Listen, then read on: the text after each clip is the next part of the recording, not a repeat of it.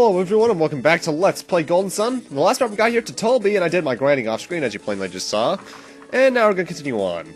Now first off, there are some items here to get in Tolbi along with one gin, so we're going to do that first. But then we're going to take a look around the specialties of Tolbi. You see, as you may have noticed by this point in the game, throughout the entire game you get various lucky medals and game tickets.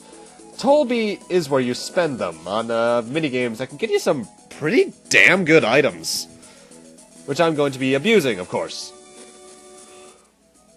Obviously, when it comes to my equipment setup, I will still be using the shops here, especially for Garrett, but you'll see what my equipments are later. I'll make note of which ones I get from where, though. At least when it comes to the minigames.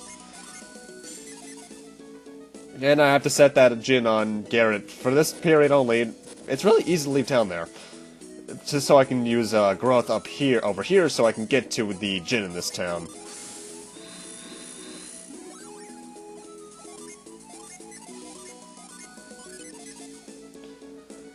Anyway, now you're gonna need to freeze this.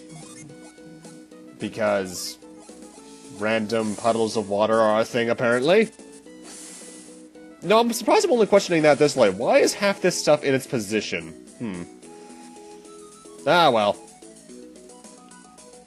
Really nice music here, by the way.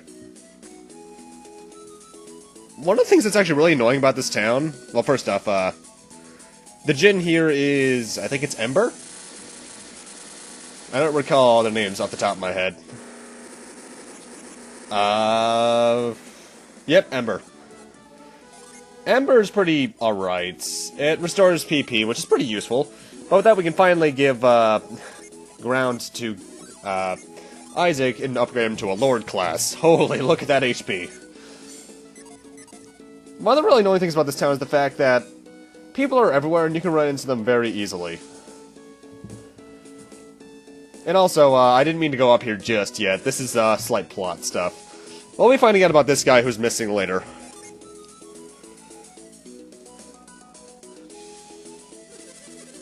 Also, you can head directly north of the center of town to go to the Colosso, but there's nothing there for us yet. By the way, I go into this house right now, but there's nothing in there ever. I was actually thinking of this house, because there's a vial we can find in here.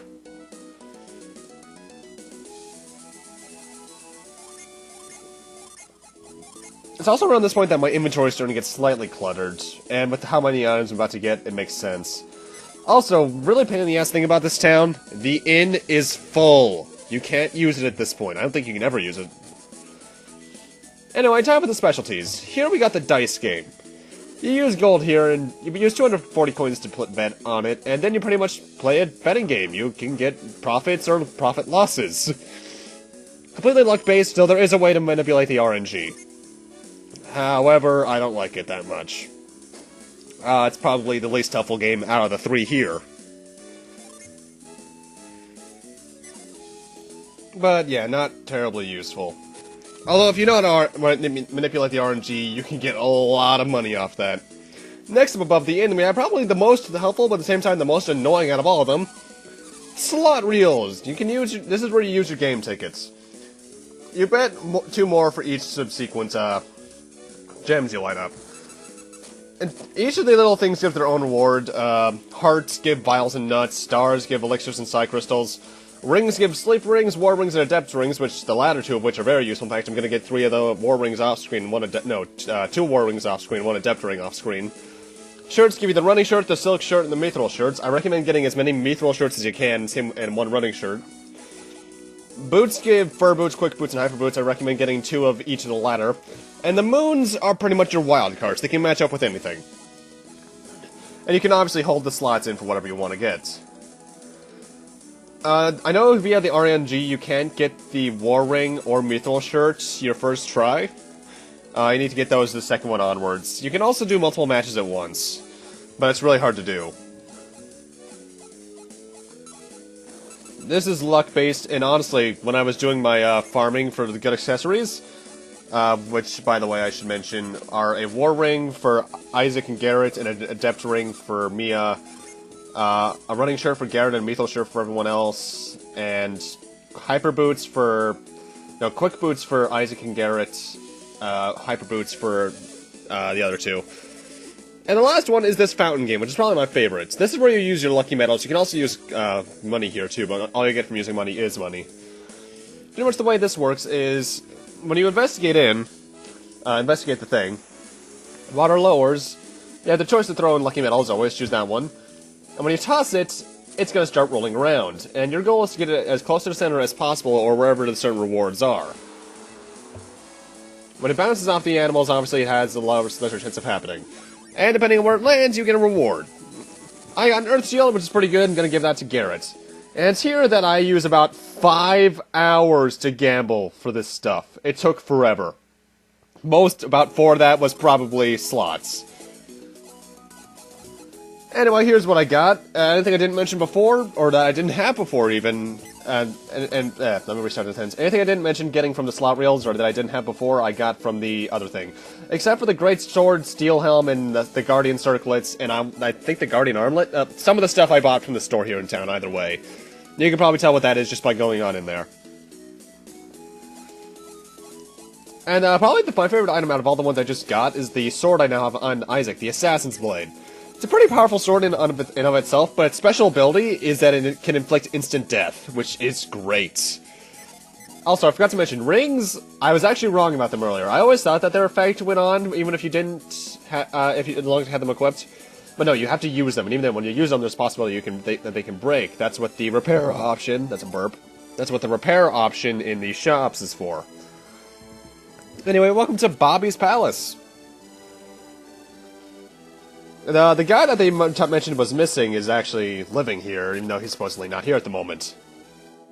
And in this, we got a lucky medal. I still have 2 left over, depending on what I do. I don't think I'm going to need any more equipment from this, so I might just use those off-screen to see what I can get, if it's good. Anyway, this guy's Eodem. Apparently he's like the captain of the guard or something around here. And these guys went to a cave, which he commanded them to do, so they could look for Babi. But there's no sign of him. Great. And yeah, plot.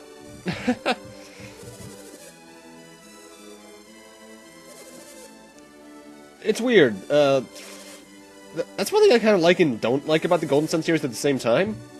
Pretty much every town has its own plot going on, which makes sense realistically, but at the same time it's kind of boring that's not connected to the overall plot. Well, this one is somewhat, but you know what I mean. It's very similar to, I immediately think of Dragon Quest 8 and 9. 9 especially. It also somewhat reminds me of, not Final Fantasy 7. Which Final Fantasy had that? I forget. Oh well. Either way, apparently that Babi guy's vanished without a trace. And he vanishes whenever he enters the cave, so something's odd there. But here's the problem. So this time's a bit different because last night, or today, his bed sheets were undisturbed, as this guy should say right around now, I think. Yep. And that pretty much means he hasn't been back since last night. So that means probably something's bad happening. And for once, they're actually not going to charge us with this duty. We're just going to take it up on our own because we're good Samaritans who use swords a lot. They have killed thousands of creatures. And we're only 16. The more I think about it, RPGs are really screwed up.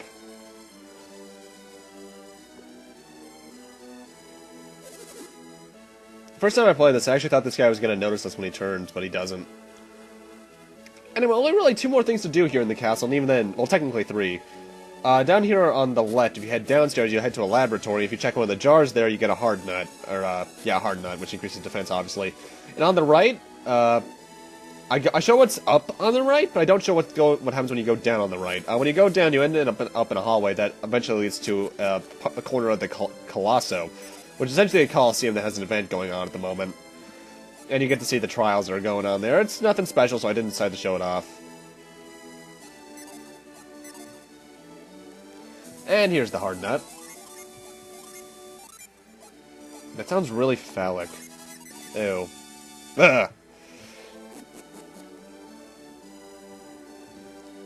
But the other thing that we can do here is that if you head upstairs on the right, we'll get to a room that has a very special person. A unique NPC! Babi's holding me hostage in order to complete his lighthouse in Lalibero. When shall I ever be able to return to my homeland? Why did I give her a voice? You'll find out eventually. And now we're done there.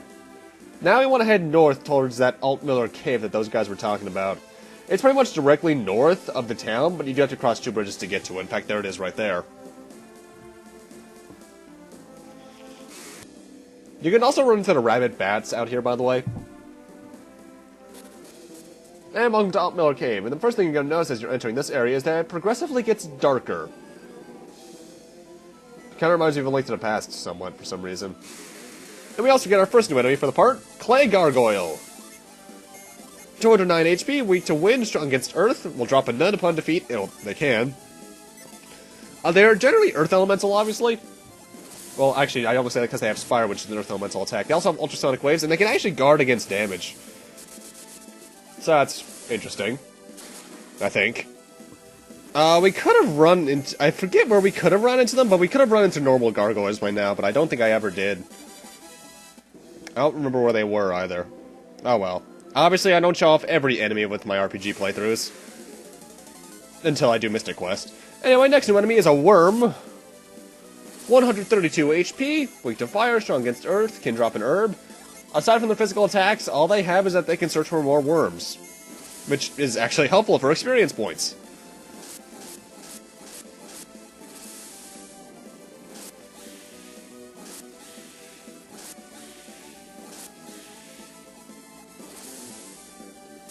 Nothing too bad.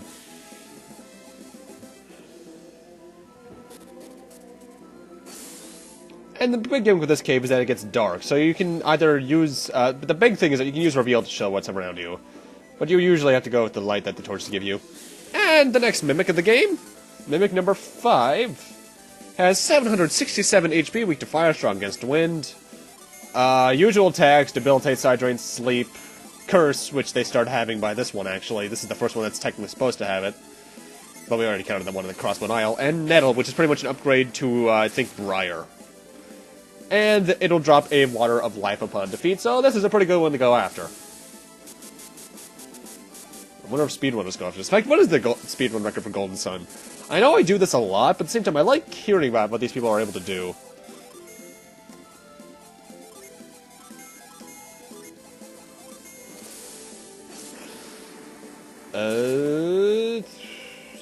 Speedrun.org. I'm seeing some really scary times. Any percent... Oh boy.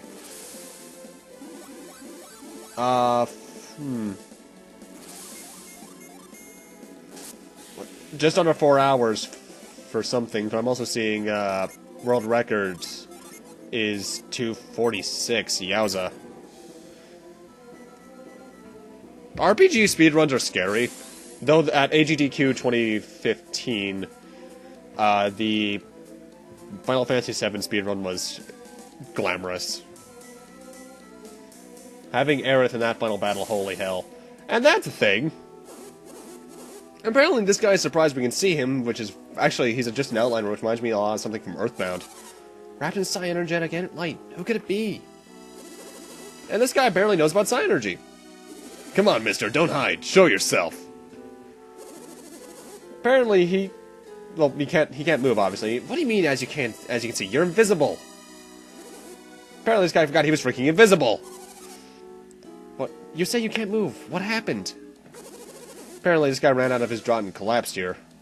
Draught? Probably pronouncing that wrong, but I don't care. Exactly what kind of draught is it? You seem to be in a lot of pain. Your life depends on that draught, huh? And he's gonna ask us a favor. I wonder what that is. A favor? What is it? And he wants us to get it for him. Of course. Get it? Where is it? And it's deeper in this cave. What, is there a pharmacy down there? What? Why do you even know what a pharmacy is? At least in terms of our current definition. Yeah, we'll do it for you, old man. Why not? Are you kidding, Isaac? We haven't even actually seen the guy. He said he couldn't move even if he wanted to, right? Someone's in trouble. It's only natural to want to help. I agree with Ivan. Whoever he is, he needs our help. Yeah, God, Garrett, you asshole. Okay, fine. We should help people in need. Is that better? I mean, I know your hair looks like fire, but God, you really are hot-headed. What do we have to do to get your draw? We need to go deep in the cave. We'll find 5 rocks sticking up out of the ground, and we can rotate them on the left and right sides. And if we turn them right or 5 colored lights will appear. Colored lights? That sounds weird. And they appear on the wall, blah blah blah. He's explaining us a puzzle. We need to turn 5 rocks in accordance with colors. Right, spin the rocks in accordance with the color of the lights. So in order from left to right, the colors are blue, green, white, yellow, red. It's a puzzle. I'll explain it much more in depth next part.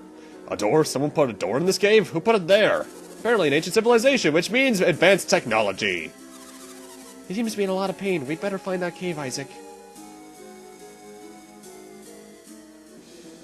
And yeah, that's going to be a goal for next part, but he's also going to tell us where it is in that little cave. It's on a table behind the door.